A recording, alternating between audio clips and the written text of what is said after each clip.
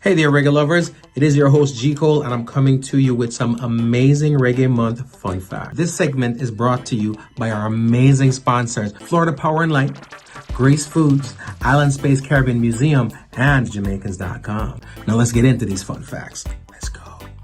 Did you know that the mega smash hit, It Wasn't Me by Shaggy, is not about cheating?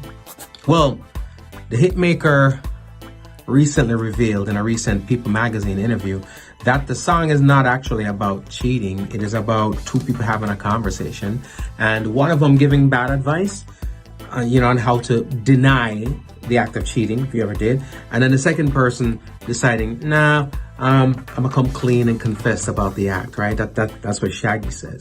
But the song in itself, major hit. Actually, the success of that song is one of the biggest selling singles of the 21st century, propelling that album to be also one of the biggest selling albums of the 21st century.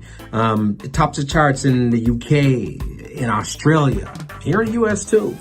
And of course, it went on to break all kinds of best-selling records in the UK and France also. The theme is very relatable. People can relate to that kind of, y'all, not me, you guys, you can relate. But the next time you hear that song, It Wasn't Me, just remember, it's more than just a catchy tune.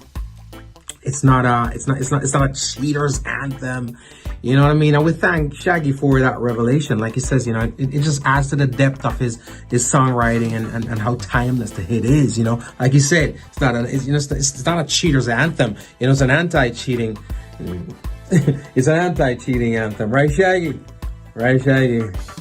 Right, Shaggy? And there you have it. Thank you so much for tuning in to today's mind-blowing reggae facts, courtesy of Florida Power and Light, Grace Foods, Island Space Caribbean Museum, and the Jamaicans.com. Stay tuned for more amazing content, and also, please hit that subscribe, hit that like, hit that share. All right? Thank you.